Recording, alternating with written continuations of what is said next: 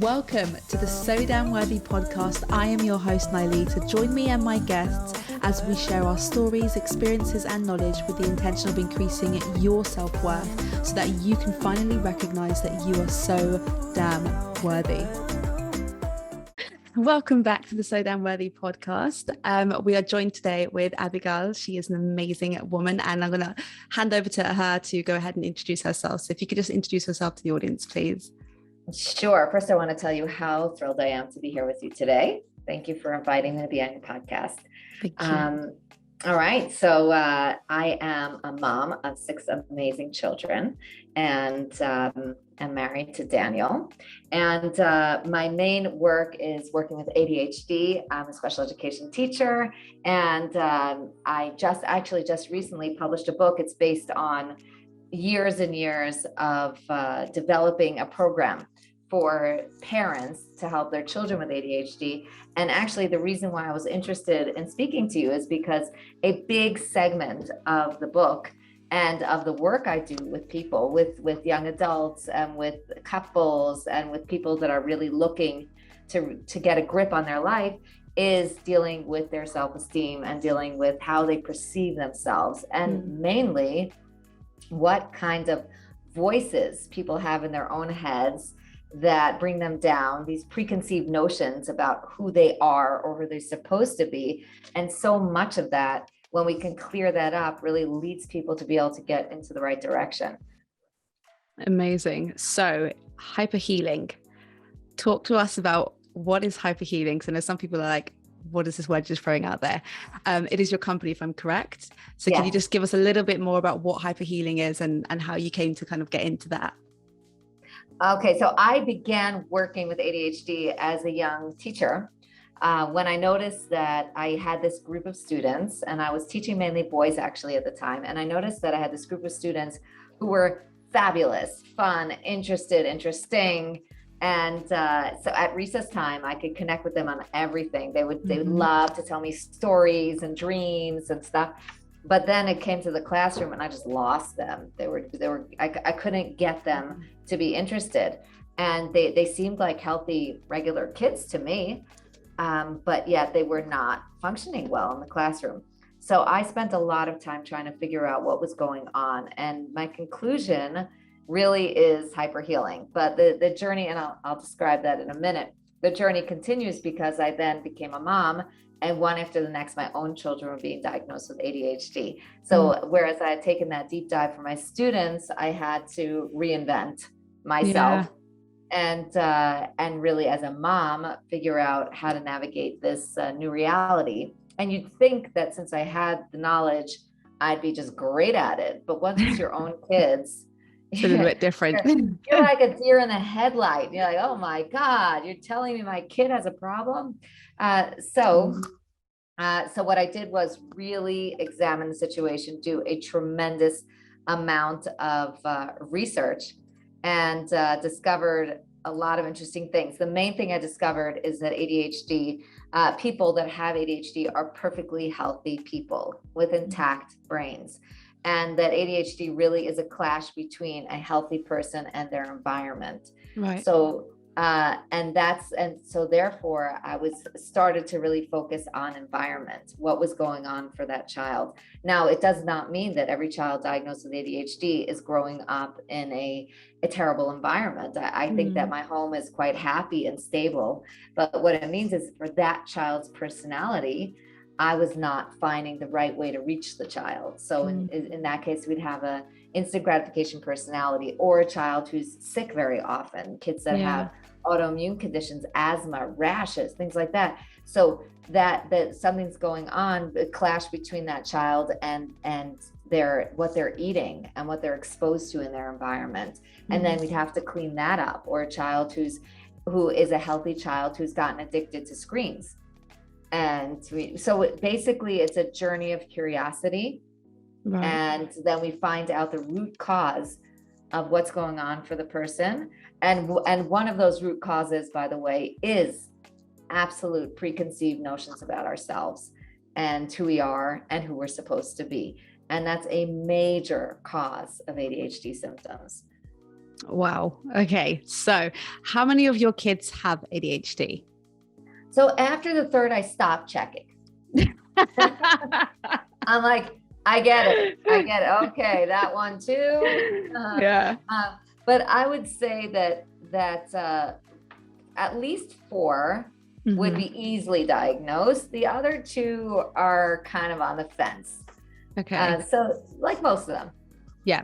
So out of 6 children, roughly 4 of them have ADHD. So my question then is, how do you as a mother navigate your day to day? Because like, I think a lot of people would assume that having 6 kids just as a general, as a whole, would just be a lot. And then on top of that, you add ADHD. How do you navigate that? What does that look like for you? Well, I really look at each of my kids separately. I mean, raising 6 kids is a lot, and they were all born in 11 and a half years. So it was, I look back at it and I'm like, who did that? I look at family pictures, I'm like, who's that crazy lady in the middle? But it is incredibly joyful, and it's even Mm, doable. But I would say that what I don't know that it's that much different than raising kids that have not been diagnosed with ADHD. mhm, And I'll qualify that because, again, I sound a little crazy. It's because when we're looking at the child as a healthy child mm, and we're saying, okay, this child has a different personality and if something else makes that child tick, what it requires of me is to really work on making that proper connection with that child. So if the child's not great at, let's say, creating habits, because they're always wanting to do something interesting and fun, in mm. which case, like, getting them out of bed in the morning is a nightmare because today there's nothing fun going on. So Yeah. either I become a human amusement park, which I'm not willing to become, or I help them create habits. So whereas my child is not great at habits, they're great at something else. They're great Mm, socially. They're great creatively. So meaning that we put a spotlight on this list of symptoms and said that's really hard to raise. But I would say that a child who's painfully shy is going to probably do pretty well in school, probably not cause too many behavior problems. But that's another issue that has to be dealt mm. with. So I like to tell people I have 6 PhDs because each child is a Definitely a full degree. world and a Yeah. full study, and that's how I did it, and I keep doing it that way. Amazing. You said something just now that I caught onto that I really actually like was you're not willing to become a human and amusement park for your children. And I'm sure there's a lot of mums out there and just parents in general who are probably going crazy trying to entertain their kids and trying to fulfill their child's every need. How did you get comfortable with setting that boundary, knowing well that you might have a repercussion of your child having a tantrum or liking you a little bit less or something like that? How did you get comfortable with actually setting that boundary up? Well, if you ask my children, they will say my mom is not my friend. And I was with my youngest child at a mother-daughter event. It was very sweet, and the MC of the event was calling up daughters to tell stories and then acting it out. Oh Very, gosh. very nice. And then she kept asking the girls, "Is your mom your best friend?" And the girl will be like, "Yeah." And my daughter's getting more and more uncomfortable. She keeps whispering to me, "But mom, we're not supposed to be best friends." And I said, they don't know. It's okay, honey. But the thing is that if it was a popularity contest, then I would raise my children very differently. But Mm, I really take my role extremely seriously. I need to raise them to be good people yeah. and to be industrious and to be independent. And if they sit around waiting for me to care for them all the time, and Lord knows I care for them a lot. It's Mm, it's like a full-time job, times 10. But yeah. if I don't help them become really proper adults, then what have I accomplished? I've accomplished having 6 really angry, poorly adjusted people who like me a lot. Yeah. It's okay. I've got loads of friends. My husband likes me. I don't need to be popular. with my children. But I do need them to be able to come home from school and then figure out how they're going to entertain themselves that day with my help. But I am not going to be that person because it's not good for them. I can do it, but it's not good for them in the long run. And that's my job, is to do things that are going to be good for them. It's a very selfless way of looking at it, because I know a lot of mums, and I've had conversations with a few, and I know a lot of them will feel selfish by not bending backwards for their child's every need, whereas you view it as selfless to kind of put them in that position where they have to take care of themselves, and you're always there to support. And I think that's amazing, because I think that's exactly what parenting should look like. And I hope that when I have my own children, I can kind of do the same thing as well, because it should be like you're raising, efficient humans that can go after the world and do these things for themselves with your support, not you doing it for them, but with your support. And I think that's the best kind of way of putting it, way you said it, Abigail. So I love that so much. So I want to know, what does your self-care practice look like? Well, this has been a long process because I'm not great at it. Okay. So I really had to learn to stop and eat properly. And that's something that's very important to me, to have a good diet, a diet that's self-respecting. And I'm unhappy when I don't look my best in terms of just being fit and eating well. So I do make sure that I have time to work out, and I'm always have a membership to a gym, because if you pay, you have much higher chances of getting there.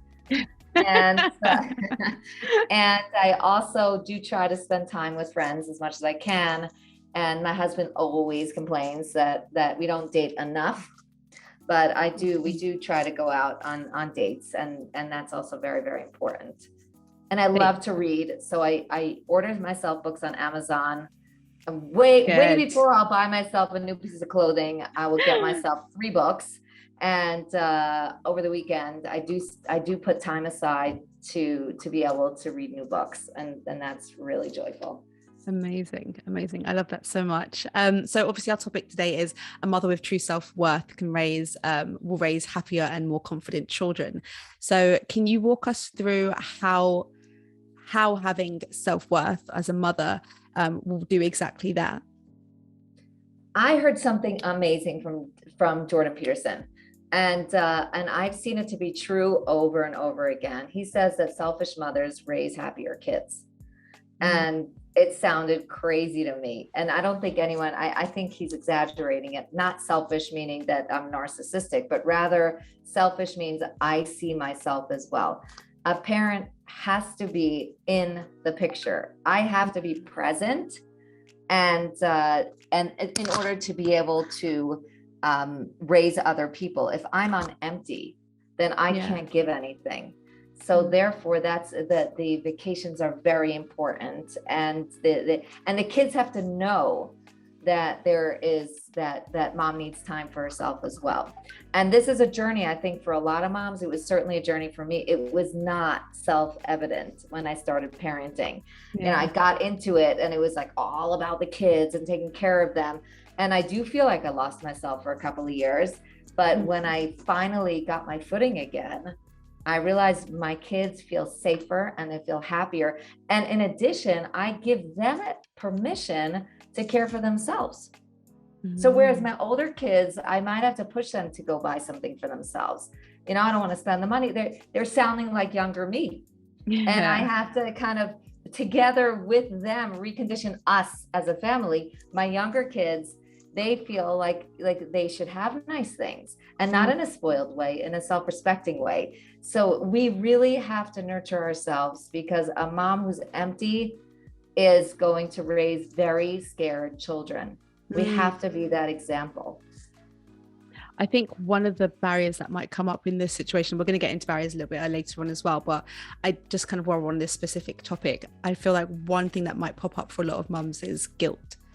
Especially if obviously we're going off of Jordan's comment in terms of being selfish. I wouldn't call it selfish, I call it selfless. But if we're going off of his comment being selfish as a mother, kind of to take back your sort of power, I guess you could say, which you give to kids when you first have them, guilt is the thing that pops up into my mind as like mum guilt. I've heard that kind of a lot throughout that industry, is a mum guilt. I feel guilty being, you know, taking time away from my kids. I feel guilty going off and leaving my kids at home with my husband. I feel guilty doing this and that.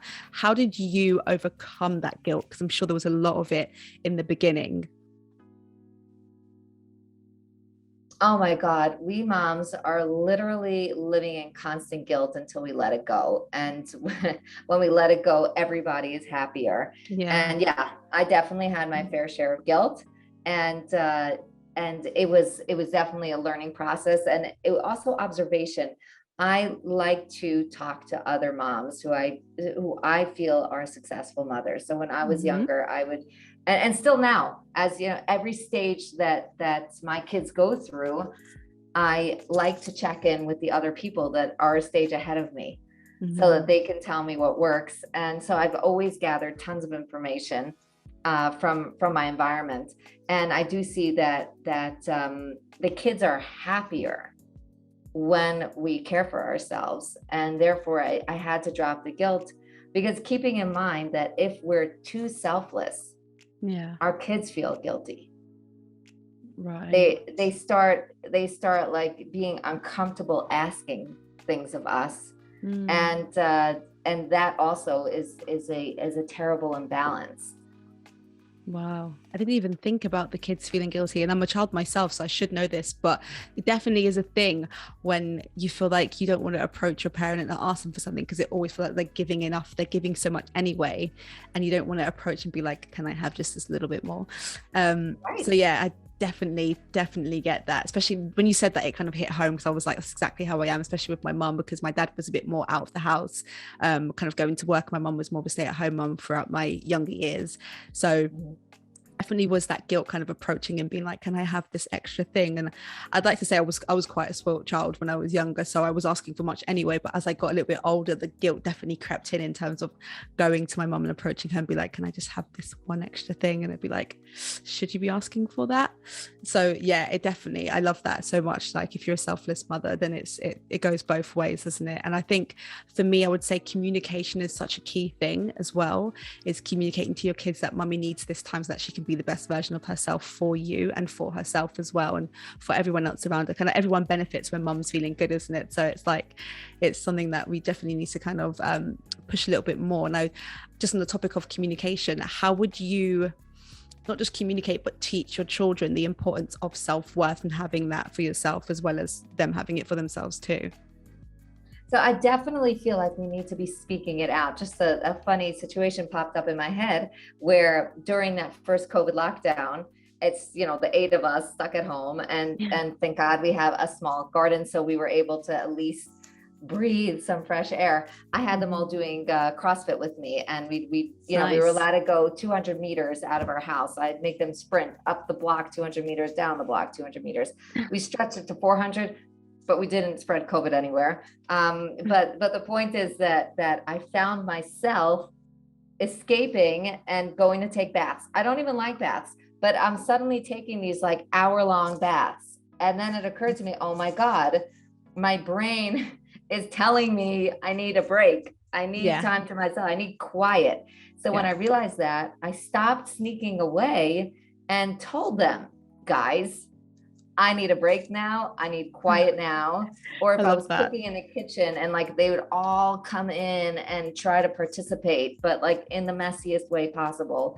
And instead of being apologetic and saying, guys, I love when you help me cook, and this is so fun for us, I'd be like, I'm not having fun. I'm in sensory overload. You all need a backup. I need 45 minutes of alone time in the kitchen, and then you'll be fed. But you have to get out from under my feet right now. And that's like, when you explain, see, I'll tell you what happens.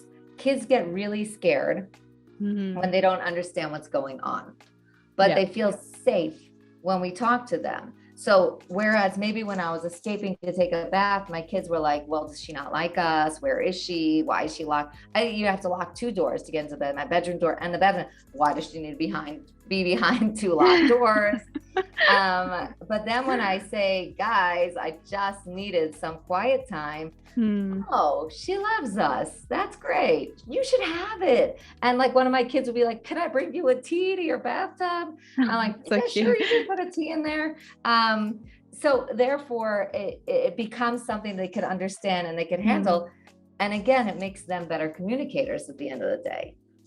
I love that so much. I remember when I was growing up, this was just the common thing within my community was because I said so.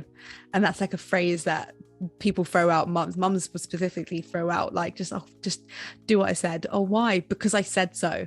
And there was no, this is why I need this time. And I love that you have that communication with your kids, that you're able to say, do you know what, Mummy needs a minute. I need you guys to just go over there and I'm going to stay here and I'm going to have a moment to myself to just gather my thoughts and just recoup. And yeah, I think that's absolutely amazing. And it's so vital and it definitely does teach communication, because then like, oh, okay, this is how I explain how I'm feeling. This is how I explain my needs. And that's such a key thing. And I hope everyone who's listening kind of catch on to what you just said as well. It's so key to kind of teach them. You're actively teaching them how to communicate, how to become better people by expressing what they need and what they want from an individual. So yeah, love that. And they're watching us anyway all the time. They are our biggest critics, our kids. And it's a blessing because they help us become better people. But since they're watching us anyway, then giving them instructions and permission to communicate well, to need time alone, to have desires, to have wants, to care for ourselves. All those things are what we want to give over to them.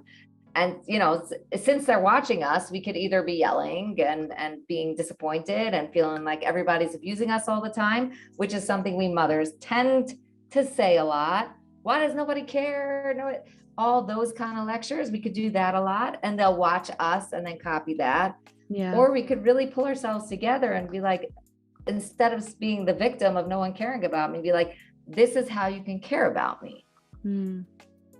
I love that so much. I have a hand in raising my nephew sometimes, and one thing I've kind of researched quite a bit was communication with children, and I'm very grateful for this now. So when he needs like a moment, if he's like having a little sensory overload moment, he just comes to me and says, I just need a minute. Oh, that's so sweet. He's 4, by the way, he'll be 5 in December. He just goes, I just need a minute. Okay. He's got a bright future ahead of him. I know. And I'm like, okay, how are you feeling? Are you feeling sad, angry?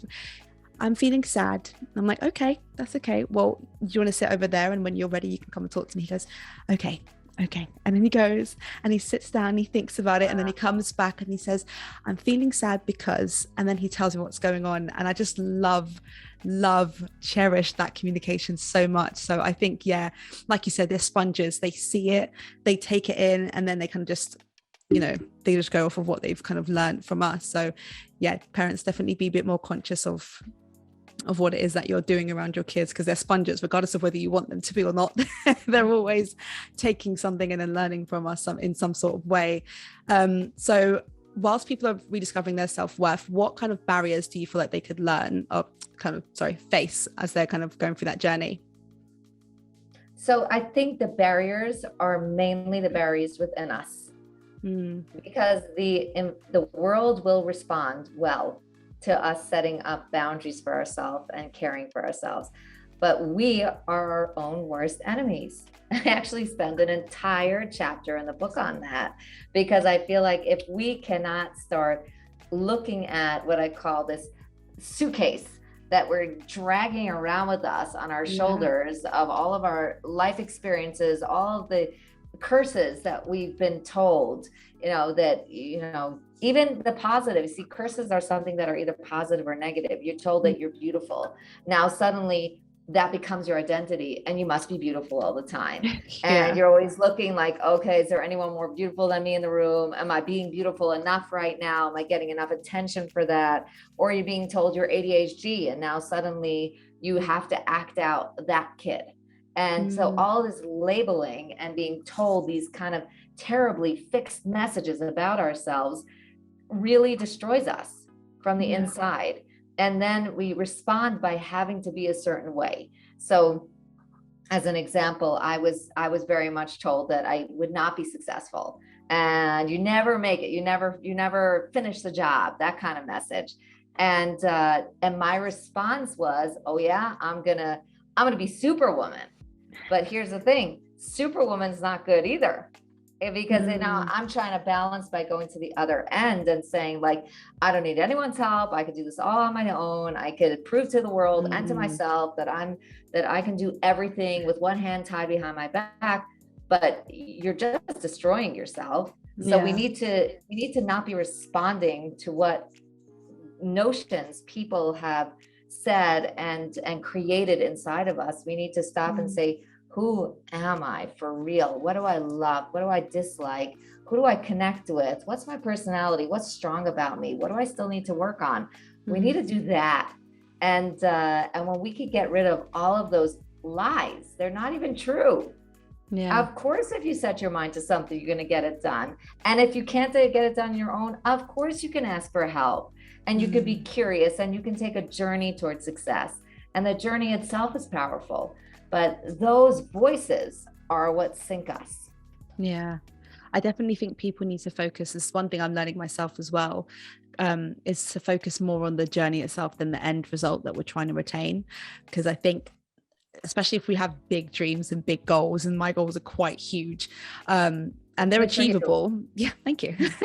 They're achievable. They're just big. And because I know that I can't achieve it by myself, it seems like a daunting task to even try and work towards at the moment. So one thing I'm having to do is strip it completely back and just kind of focus on where I am now and my next week and then my next month, and then go from there. And I think that is definitely, I'd say, one of the limiting beliefs that I set on myself, and one of the barriers that I had to face myself, was being realistic with where I am now and focusing on where I am now. And my mind was telling me, you're never going to achieve anything because look how big your goal is, when in actuality, I can achieve it. It's just I need to focus on where I am now so that I can get the best result for where I am now. I'm saying that so often, but I hope that makes sense. It's like, that's that. Focus on where I am now, what I'm doing, and then progress day by day, rather than looking at the end goal and go, oh my God, this is way too big. I can't achieve that. Forget it. Don't even try. And then running away from it. Yes. I did that for a very long time, a few years actually. I'd say I put this business off for a very long time. I think I've had this in the pipeline since I was like 18, 19. I'm 26 now. So this is like a long time coming, but I've literally been like, nope, you can't do it because look how big it is. How are you even going to do that? You need to get this, you need to get this. And I started planning, but I was planning the wrong end of the stick. I was planning, a 5-10 year business when I should have been focusing on the day that I was actually today, so yeah, my limiting belief, or my mental barrier, was definitely the biggest problem for me, was just getting over that hurdle, was the conversation that I was having with myself, which was stop looking ahead and focus on your now, and then you can go from there. And we're so scared of other people getting in our way and not letting us get to our goals. And what we don't realize is that we're carrying the enemy within us. Yeah. And we have to banish that enemy. We've got to get rid of it, because that's what's the most powerful. Definitely. Another one of my fears was, what if you fail publicly? So for me, failing privately was not a problem, because I was like, oh, you can start a business. I did that so many times. I started a business. I'd set up a website. I'd make an Instagram account that no one knew about. I'd put stuff on it, but I didn't tell any one of my friends or family members. And I'd hide it so well. I'd get the business going. And then someone would be like, oh, I saw this thing on Instagram. Was that you? And I'd be like, nope. Close it all down, delete it, get rid of everything. And then I would literally just be like, okay, no, that is not me. So it definitely was like a biggest struggle for me, was just overcoming that fear of publicly failing as well. So it's another one of my barriers, and as I'm building my self-worth, is learning to be okay with, if it doesn't go well, it went well either way. It's just you learned something from it in a different way than what you planned to learn. So yeah, so that's definitely something for me as well. So my next question is, once you've attained your high level of self-worth, how do you then maintain it? You ask really good questions. Thank you.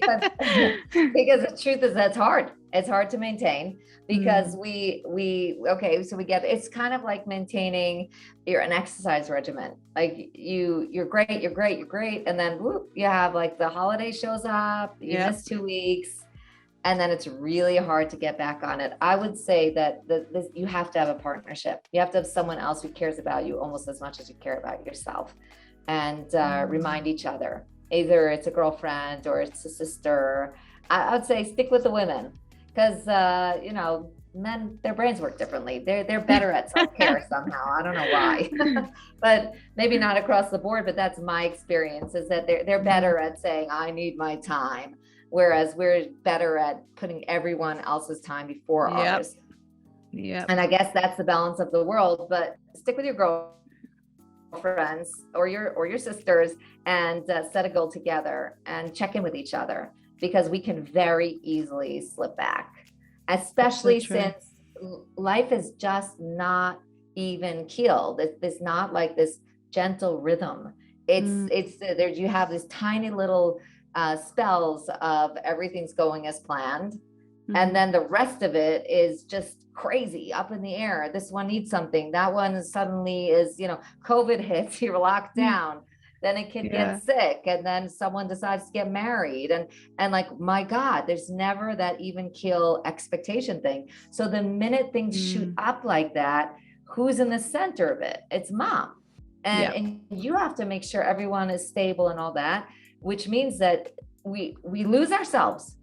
So we have to not, and that's only with support. I love that so much.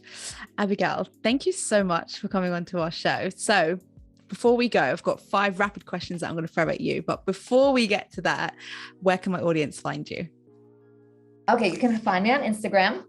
I've made a public channel there. I didn't hide it. Good stuff. It's hyperhealing.adhd. And my website is really the best place to find me. It's hyperhealing.org. And there you can send me comments, questions, whatever you'd like. You get directly to me. And of course, my book is available on Amazon as well, called HyperHealing. There it is. There it is. Isn't that a cute cover? I really like it. So yes, rapid questions, go. All right, I'm then. ready. What do you hope to rediscover about yourself? I would like to rediscover a real strong creative thinking that I had as a little kid, that I've become too practical. Oh, I love that so much. I definitely want to tap into my inner child a little bit more as well. What has life taught you so far?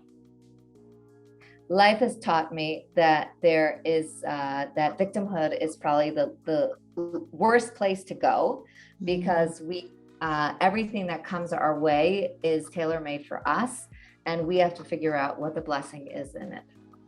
Oh, I love that so much. What does happiness mean to you? Happiness means spending time with my guys, my children, my husband. That really is by far the happiest time for me. Amazing. How do you quiet your negative inner dialogue? Poorly, but I will. But I'll try to expand on that. I do when I can grab it properly. I will have a dialogue with it, and I will say, "You were here for a reason. There was some reason I created you, and I'm sure I used you well when I needed to. You're no longer useful, so thanks a lot. You got to go." I love that. Kick that bitch out. What advice would you give to someone who is rediscovering their self-worth? It's a journey. Take a deep breath and know that every day you get better. And not only that, God doesn't make junk. You're here for a reason, because you are special. You're not a placeholder. You are here because you were chosen to be here. Every part of you, all of your unique attributes, all of your unique external, internal self is special. So just know that, start there, know you're special, and then every day discover something else that's really remarkable about you. Oh, I felt that. Abigail, thank you so much for coming on to the So Damn Worthy podcast. Thank you. I love the conversation. You're doing amazing work. Keep at it. Thank you very Day by much. day. Thank you very much.